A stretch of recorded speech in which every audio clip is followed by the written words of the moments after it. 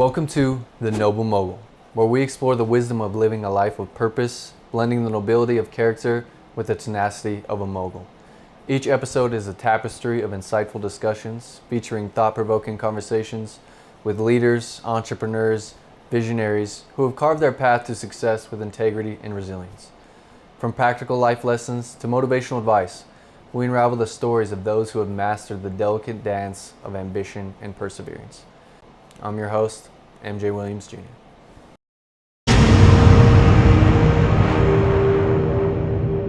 Joining me today is a skilled poker player with a wealth of experience and a reputation for maintaining his composure under pressure.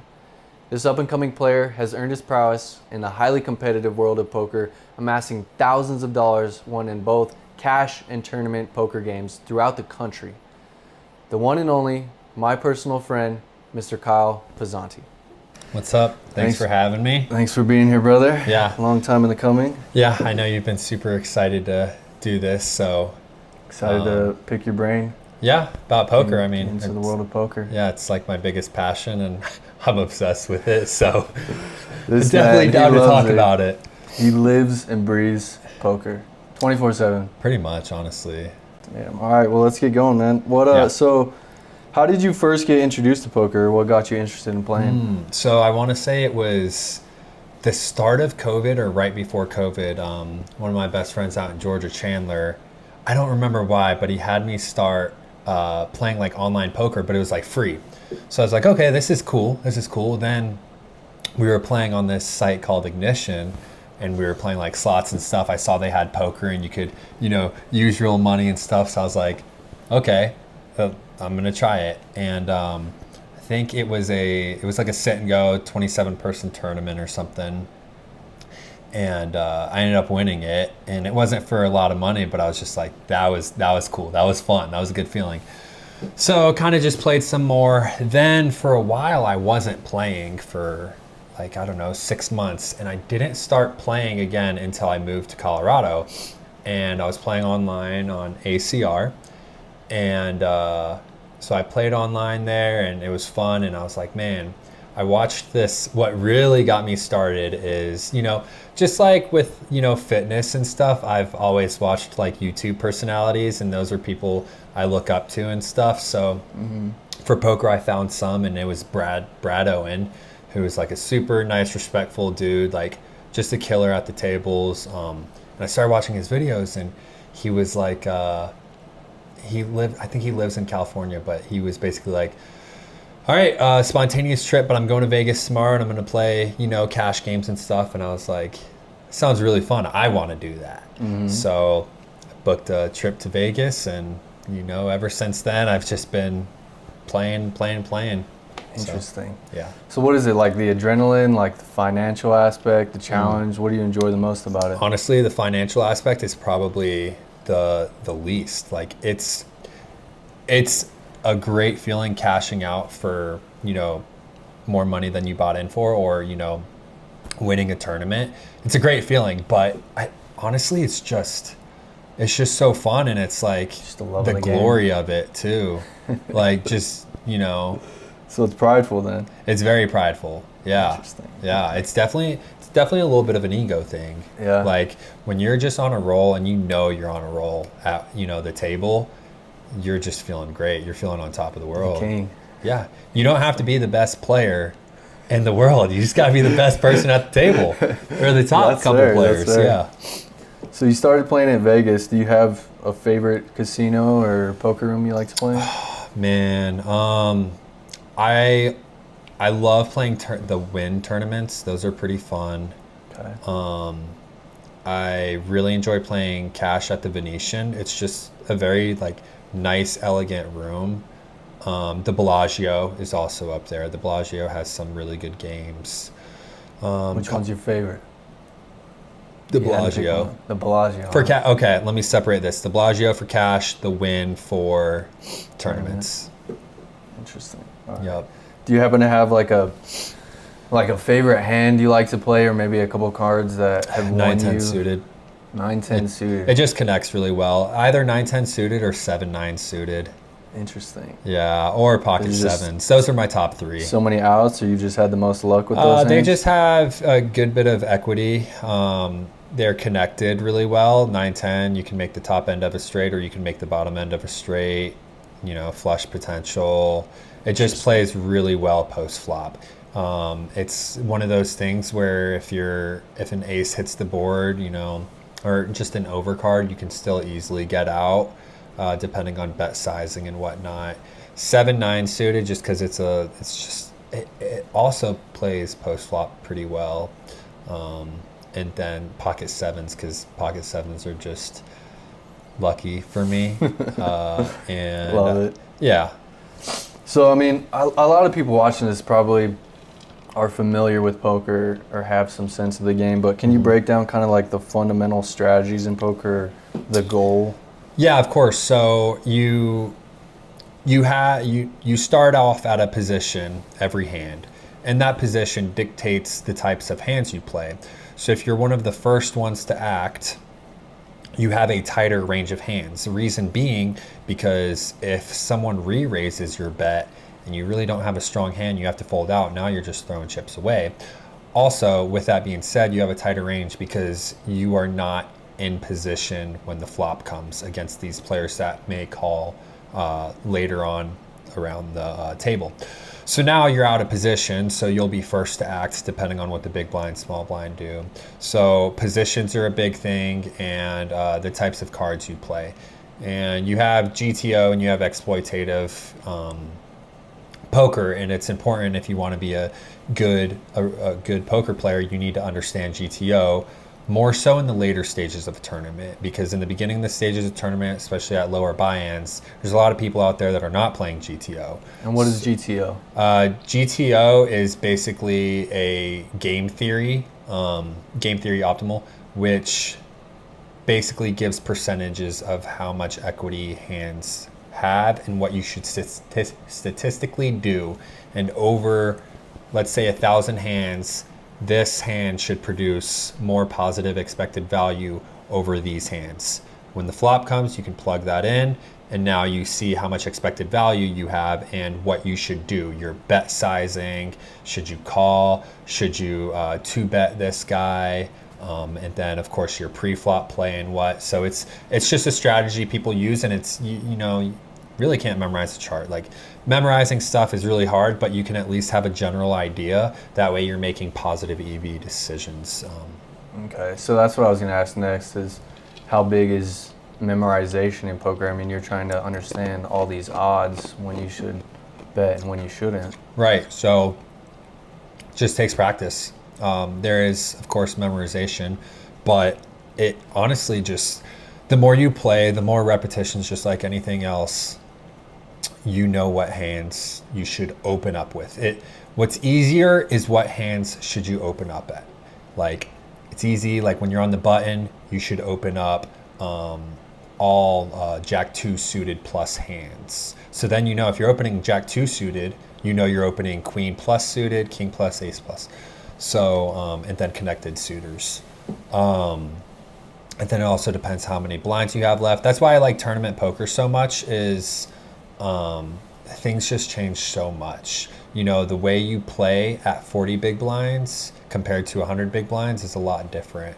So memorization is important, especially when it comes to people raising before you and if you're going to be making a positive play or not. Interesting.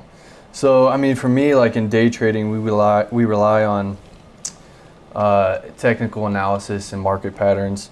What are kind of like the poker equivalent to these tools or methods, and how do you kind of notice these patterns in games, whether it's with cards, players, actions? Yeah, totally. So, I mean, there's a couple things. You have to, you have pot odds, you have the GTO that I was just talking about, you have player analysis, like in early stages of the tournament, a lot of people will limp in these, $200, $300 buy-in tournaments. So you have someone who limps, which means they're only calling the big blind bet, and say that they've been limping for the past hour. Then all of a sudden they raise a hand when they're first stacked or whatever. All right, this guy's got a good hand. Now I have to really tighten up my range, because if he's been limping the whole time and now he's raising, he's probably has a good hand. And then just watching how the players react when they see their cards, watching, the important thing is when the flop comes, you don't want to just look at how the cards come out. Those cards are not moving. So you want to read that player and see what they're doing when they see the cards come out. Then you can look at the cards. Because if they look straight down at their chips, after they see the flop, might be an indicator that they're probably going to bet. So lots of body language in poker. Lots of body language stuff. Yep. And some people will try to get sneaky with it, but you can get a general sense of it.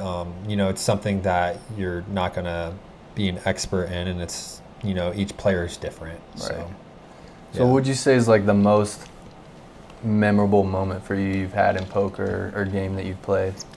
Most memorable moment was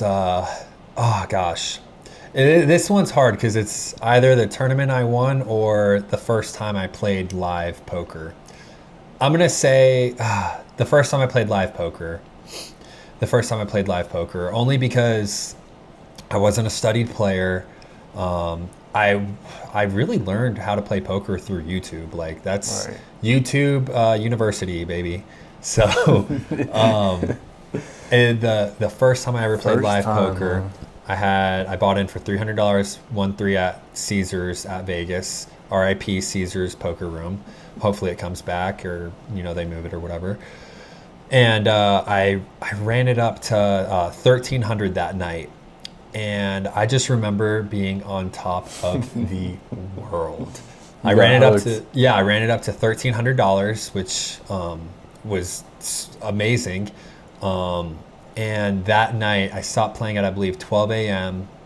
And I don't drink when I play poker. I never have. But I decided, I was like, all right, just cashed out for $1,300. I'm going to go to the Frozen Bar in Vegas, pound those down, and I'm going to the club. Like I'm going to go dance by myself. Like I'm going to rip it. So that's awesome. No, that's interesting that kind of the first time you were put in this new and uncomfortable world was your favorite experience. Definitely. And it was so much fun. So I think poker can relate obviously to me in trading, but also in life, and you experience a lot of like exhilaration and frustrations. How do you manage those emotional highs and lows? That's a great question, because downswings are a thing. And this year my goal is to put in a lot more volume in poker. Variance is a thing. How I deal with those is you just have to, what bothers me if I make the right play, and let's say I suck out and I was ahead, someone goes all in, I call, and I'm ahead, and then they hit the miracle, turn or river. That upsets me less than when I make a mistake. When I make a mistake, that's what bothers me a little bit. How do you manage that? I just, honestly, cliche, but like I just take a deep breath and I'm like, all right, if I'm still in the tournament, it's like I still have life. Right. There's still, one mistake does not define the whole thing. I mean, it can, but if I'm still alive, I still have a chance. So you're kind of looking past the negatives. But you got to learn from it, right? Like negative experiences, you learn from those and turn them into positive experiences. For example, one thing in a tournament, maybe, back in November, I was playing at the Orleans, and this guy made a big river bet, and everything he was doing it just smelled fishy. And I had queens, and I believe there was an over on there. And anyways, I make the call, and he's first to show because he's the aggressor. So he flips over his cards, and I want to say he had Jack 9, and I thought he made the straight. So I just threw my cards in the muck. As soon as I let them go, you can retrieve your cards back, I believe. There's situations where I've seen you can retrieve your cards back, but that's if they're not, in another deck of cards, So I throw them out. I think for like 1 second I go, no. Oh, man. And someone at the table goes, you had him beat. Oopsies. I was like, yup. So dealing with the frustration of that, I was frustrated. It was a big pot. It was early stage of the tournament. I believe I still had 50 bigs after this. So Should early never make stages, that mistake again. yeah, for sure. But I turned around in my chair for a second and I just kind of put my hands on my head and took a deep breath, and it's like, all right, it's fine.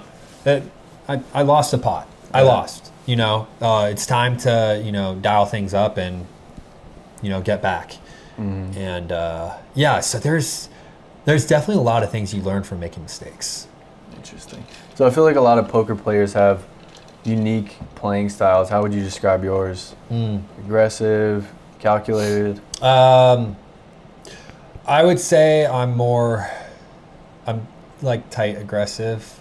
Like I play a tight range of hands for the most part, depending on what the other players are doing and how I can make reads on them and see their ranges. But once the flop comes out, I feel like I'm pretty aggressive. Okay. So you're kind of waiting for the opportunities that are right for you. Yeah, When you once I see get the them, opportunity, I'm pretty aggressive with it. Yeah. Interesting. Do you have any how do you prepare mentally before a poker game? Like any habits, rituals? Yeah, I mean, you know what? It's kind of like a test. You don't cram before a test. So I'm not studying my charts and all that right before the game. Like I like to go in with really good mental fortitude and just be fresh. So like I'll work out before for sure. Usually tournaments, the tournaments out in Colorado are 12 o'clock. I don't really play the 10 o'clock ones here. But the big tournaments in Black Hawk are like 12 o'clock. So I'll definitely hit a gym session. I'll hold off on coffee. I like to drink coffee at the table. So, but I just keep it chill. I keep it relaxed. I don't like to cram a bunch of information in. So just like any other day, you don't really build it up for this big moment? Yeah, dude, but I get so excited. Yeah. I get so excited. I know you do. Like I'm excited for tomorrow. So, there's a lot of talk about the psychological aspects of poker. How do you break through that doubt of being scared of losing money or FOMO, fear of missing out on big wins? Bankroll management, for sure. If you have a dedicated... Just discipline. It's just discipline, yeah. Don't blow through your bankroll. And bankroll management is definitely something I'm working on. I'm definitely not the best with it, and I'm trying to be better about it, but got to take risks too. Just don't blow your entire bankroll. But definitely, that's the thing for me that I'm trying to get over is I've played a lot more tournaments than I do in cash games than I play cash games. And for tournaments, it's if I lose a big pot, I already dedicated $400 for this tournament. That money does not increase or decrease until you say ICM implications at the near end of the tournament, but you're already in the money or so. But in cash games, let's say you buy in for $500, you build it up to $1,100. You lose a big pot, and now you're at $600. You're still up, but you have some tilt going on. So that's a little tilting, but it's just something you have to deal with because you're going to have really good nights, and you're hoping to have really great nights, of course, and those bad nights, you're just trying to limit them, Yeah. You're not going to win every time. So if you had to rank these three aspects of poker: emotional control, knowledge of the game, and luck, where would you rate them? Oh my gosh. Sometimes it's better to be lucky than good, right? Exactly. I like to say the harder you work, the luckier you get. You can put yourself in these situations that make you lucky. So I'm going to go with knowledge. As number one. I'm going to go with emotional control as number 2, and I'm going to go with luck as number 3. Luck happens. Interesting. Definitely. Like you if you're going to win a tournament, you're going to need some luck. But I think, you can't be good if you don't have knowledge control, if you're playing every hand, or it's just not. Well, I think in gambling and poker there is a stereotype that it's luck. People don't really understand the game, how in depth it is with researching your odds, studying 100%. Like we talked about earlier, body language, emotions. There's so 100%. many different areas that poker can take you. 100%, yeah. Definitely need a knowledge base. So I know, like in my background with day trading, I make a lot of decisions based off incomplete information. You know, we don't know all the answers. We don't know if stocks are going to go up or down for sure 100%. Yeah. How do you kind of manage that risk in determining your decisions? Totally. So incomplete information, that's the game of poker. I have no idea what this player has in his hand, this player.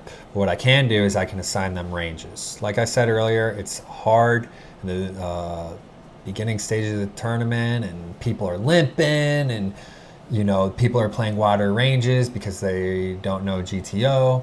So honestly, it's like the later stages of the tournament, I can assign these hand rankings. Okay, this guy 3-bet the undergun position, so he probably has a pretty strong hand. He's not doing this with 6-7 off. I mean, he's never playing 6-7 off in this position anyways. Right. So just in gathering player habits, you know, the cool thing is I feel like there's so many times I'm at a poker table and like I'm not playing high stakes or anything, but where people are just on their phones and they're just looking at their phones the whole time. And they're just missing out on so much information, because now I just watched the whole hand, how it transpired. And I just watched the guy who's on the button, you know, I'll give a specific hand. He made it all the way to showdown with queen 7 off, and he should have never been in that hand. So now I, you know, gather that intel and it's in my head, and I'm like, okay, so this guy has a wide range. He's looking to have fun, maybe looking to gamble a little bit.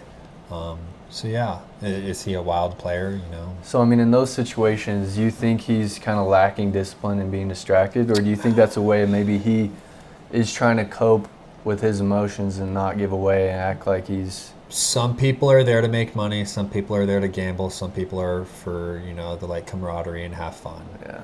So Interesting. you know, you can pick up on the guys pretty quickly who are legitimately there to Take it serious. take your money. Yeah. Wow. So, do you think poker has impacted your kind of day-to-day life in any ways, like your mindset, views, finances? Wow, that's a good question. Makes me happy. Yeah. It makes me happy. It makes me really look forward to stuff. It's just such a fun hobby, and I like that the experiences it creates.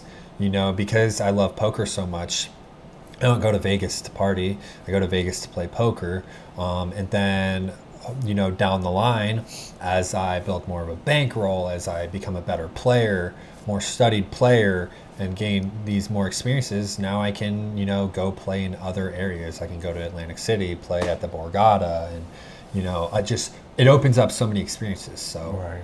Well, as far as like the emotional aspect though in your day-to-day life, like you talked about how you kind of learn to manage those emotions with ups and downs. Do you think it kind of helped you in a way when you have bad days in life? yeah, it Yeah. gives me like hope. Yeah. Yeah. Yeah. Oh man, interesting.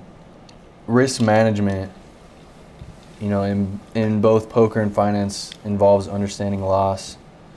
How does it change the way that you approach decision making in poker? Gosh, dude, it really just all goes back to bankroll management. I think one of my biggest lessons is don't outplay your bankroll, and don't get to, like, okay, a mistake I've made in the past is I show up to the poker room, I withdraw money, and I withdraw, you know, 3 buy-ins. And I lost all 3 buy-ins that night, and I went home, and this was before I was even studying. Actually, it's funny because I just watched Rounders. I love that movie, but I can't remember if it was the first time I ever watched Rounders or not, but I watched Rounders before going to the casino, and I lost my most amount of money. So I was like, the come up has to happen. But yeah, risk management. I mean, you gotta, you know, the more money you play with, the more, you know, the bigger amount of money you can win, but it's got to be calculated. You know, I'm not willing to risk, Right. you know, a percentage of my bankroll in one night. Well, you know, in finances, the stock market, scared money doesn't make money. So in poker, I think it requires a level of detachment from money at the table. But the Yeah. stakes are real. So how do how did you kind of learn that emotional detachment to not be afraid? Wow. I guess just by doing it and just realizing that if I'm the better player, I'm willing to risk this money when I know I have an edge. It's funny. I remember someone at work was, I want to say we were talking about video games, and it was like a $60 video game. I was like, yeah, I just don't know if I want to spend $60 on that video game right now. Right. And he was just like, Kyle, you go play poker and you'll throw in, Yeah. $100, right off the rip. Like, what are you talking That's about? true, Yeah. Yeah, I know in the market I could lose like $100 in one trade. Yeah. And it feels less than like paying for a monthly subscription for something. That's It's way cheaper. Dude, it's funny because like there's things in my Amazon cart. I need to buy a freaking picture frame for this Django movie poster I have. And it's like $45, but I'm like, get paid. I'll do it this time. Nah. But I'm gonna go to the casino though.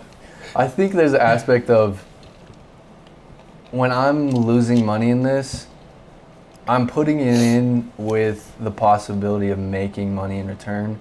Yeah. When I know things I buy don't have that at all. Totally. You know what I mean? You have a possibility of making money. Right, yeah. Right? I'm not gonna make money off a picture frame. Yeah.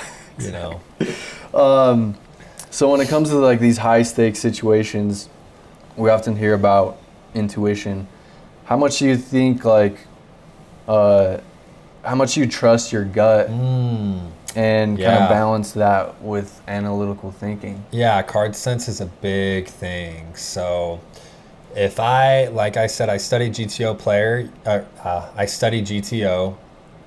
and I understand what to do in certain situations that come up. But if old man coffee at the table is now 3-betting or 4-betting a player, he's going to have a super strong hand and I have to really tighten up my range. So just having that intuition, there's definitely been times where it feels good. It feels really good when you're trusting your intuition, your card sense. And, say 3 players are involved in the pot, including you in the hand, and you fold out because, player villain A does this, and those 2 get to showdown and you see the hand that guy had and you're like, yeah, that's I knew he had that. How do you know in that moment? Say your odds are around I just feel 50%. like bet sizing. Yeah. Just bet So sizing. it's still a little bet sizing is such a tell. A little bit of analytics. Yeah. Way your yeah. Yeah, analytics are definitely involved, and then just seeing their reaction. Like, if they have not been playing hands at all and now they are, so. Interesting. So what about, for me, something I struggle with in trading and life in general is patience. How did you... Oh, man. Dude. I feel like it's the same thing in poker. You could be dealt these terrible hands over and over. Yeah. How do you kind of handle that patience and not get so frustrated? I am a super patient person. So I think that's definitely one of my best qualities about me is I am extremely patient. Just gifted like that. So there's the luck aspect, I guess. So it's honestly really easy. It's easy for me to sit at the poker table for 10 plus hours. Yeah. The worst thing about it is just getting stiff. Like, I gotta go stretch. Even just being there, you enjoy it. Oh, dude, I enjoy it. Wow. I enjoy it so much. Just being there in that environment, just playing cards. So it's easy for me to be patient and not get, like, I'll stay patient and I won't open up these hands I know I shouldn't. Yeah. I'm there for the long run. So, like, in the outcome, any single decision doesn't always reflect the quality of the decision. So, I mean, it could be the right decision in the moment and it just doesn't work out. How do you measure success then? Can't be results oriented.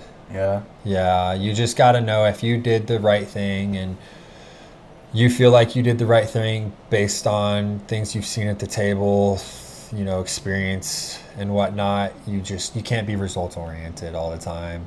Whatever happens. You're going to take bad beats. You're going to take coolers. Like, it happens. It's a part of the game. And, guess what? You're going to be on the right side of the bad beats too sometimes.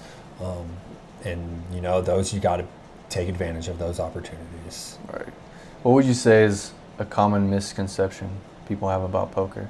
That is just strictly gambling. Yeah. When there's a reason why you see a lot of same players at the final tables. Right. You know, It's a game. I mean, it's like anything. You study at it, you work at it. You study at it, you work at it, you get better, you understand it, you get the math behind it.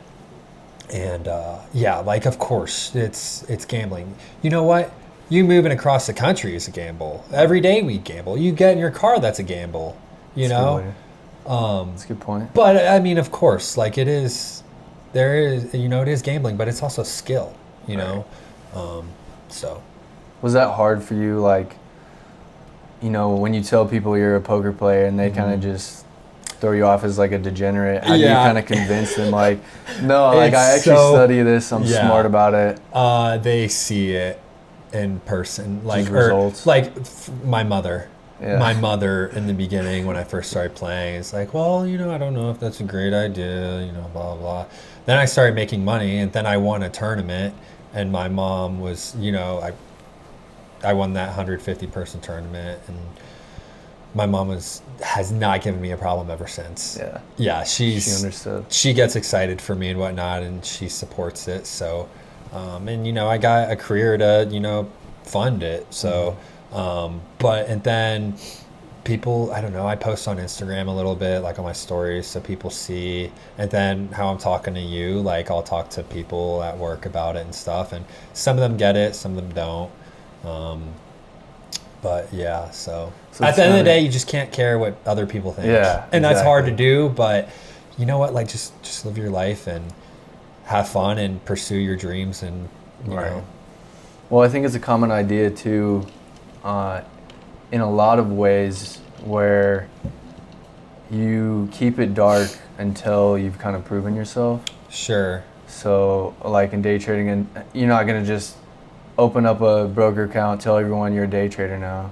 Yeah. You kind of need to work in the dark, prove yourself, and then announce it. Yeah. You know what I mean? That's fair. And I feel like, I mean, the first time I ever played at a live table, I totally posted a picture on Instagram. Yeah. It was like $300, $1,300. Then the night I went to go back, and I turned $600 into $1,300 and posted that again. And I was, you know, it's an ego thing, you know.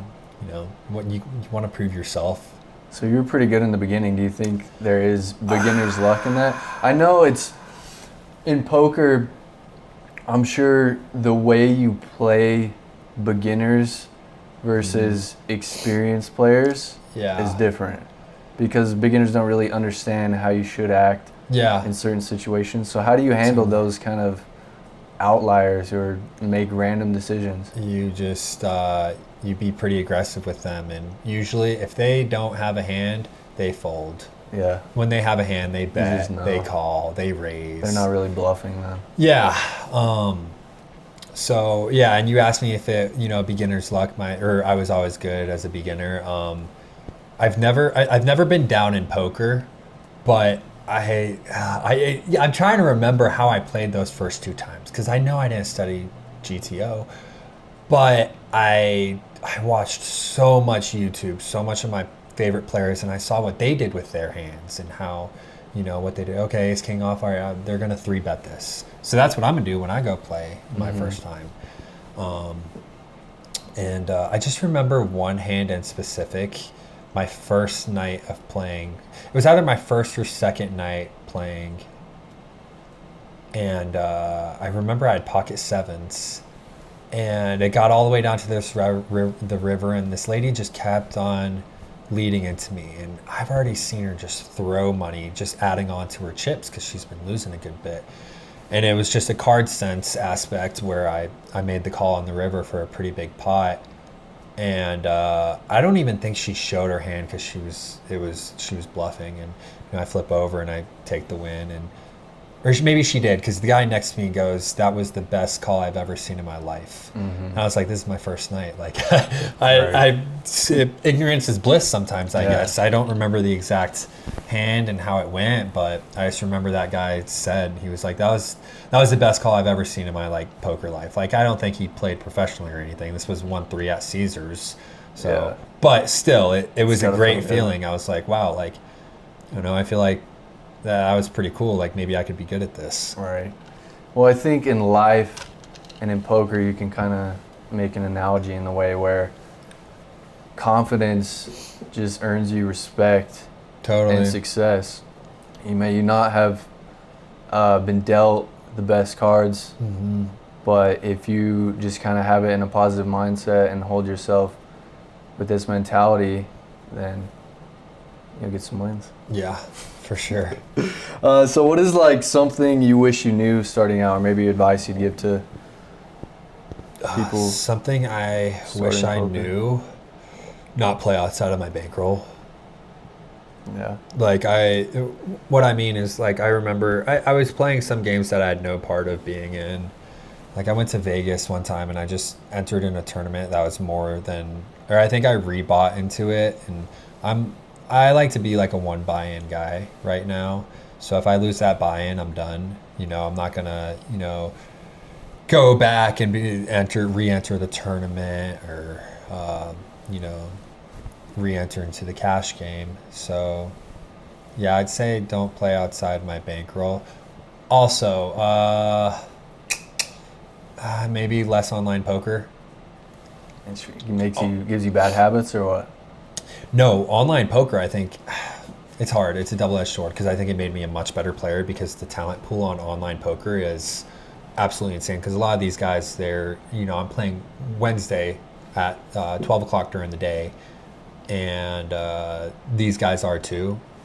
I mean, They're probably taking it more serious. they're taking it a lot more serious than the also person. a bigger audience across the world. Yeah, you're playing against people in other countries and whatnot until Club WPT Gold comes out, which will be shortly. But That'll be exciting. yeah, I'll play online on that. But what I mean by that is you're entering these micro stake tournaments that last, let's say you make a deep run in it, and let's say it's $11 buy-in. Super cheap, but you play for 7 hours. And you make money, but you make, let's say you make like $55, and you're like, I made, $44, in 6-7 hours. I could have done a lot with that time.